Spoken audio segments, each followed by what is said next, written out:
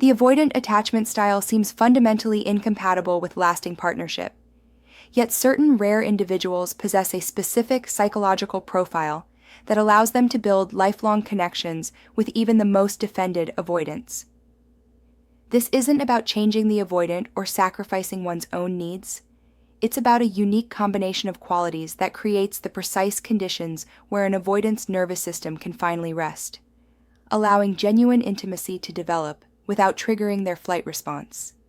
They possess unshakable internal security. The partner who creates lifelong connection with an avoidant operates from a foundation of such profound self-security that the avoidant's hot and cold patterns cannot destabilize them. Their sense of worth exists independently of the avoidant's validation, approval, or emotional availability. This internal stability isn't developed as a response to the avoidant's behavior. It exists as their natural state, created through years of personal work and self-knowledge. Their nervous system remains regulated regardless of the avoidant's emotional temperature. When the avoidant withdraws, they don't panic, chase, or collapse into anxiety. When the avoidant reaches out, they don't become overly invested or clingy. This consistent emotional baseline provides the avoidant with something they've never experienced: a partner whose stability they cannot shake, whose presence feels like bedrock rather than quicksand. This unshakable quality paradoxically makes the avoidant feel safe enough to be vulnerable. They cannot destabilize this person through their usual defensive maneuvers, which means they can finally stop testing and start trusting. The partner's security becomes the container in which the avoidant's insecurity can gradually heal. They understand space as connection, not rejection. The lifelong partner of an avoidant possesses the rare wisdom to recognize that an avoidant's need for space isn't personal rejection, but rather their method of maintaining connection. They don't interpret withdrawal as abandonment or distance as loss of love. Instead, they understand that the avoidant processes intimacy through cycles of closeness and solitude, and they respect this rhythm without taking it personally. Their psychology allows them to remain connected even during periods of physical or emotional distance. They maintain their own sense of the relationship's continuity without needing constant reassurance or presence to confirm it. This ability to hold connection across space gives the avoidant the freedom they desperately need while ensuring they never truly feel abandoned.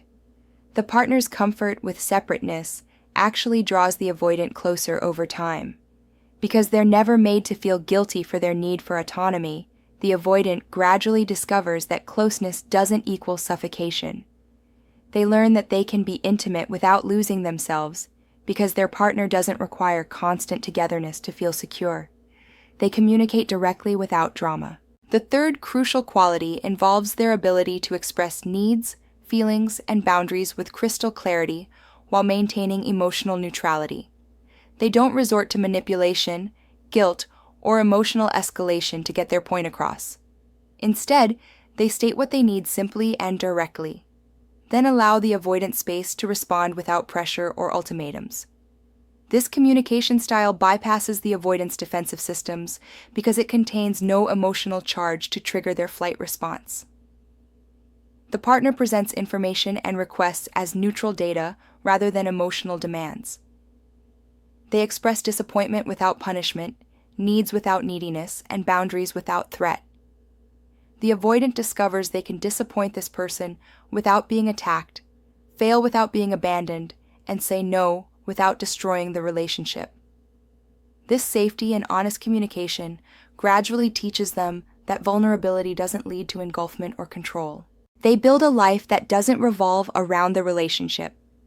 Perhaps most critically, the partner who creates lifelong connection maintains a rich, fulfilling existence independent of the relationship.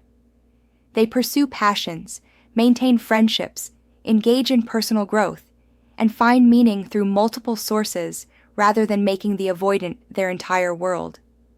This independence serves multiple psychological functions.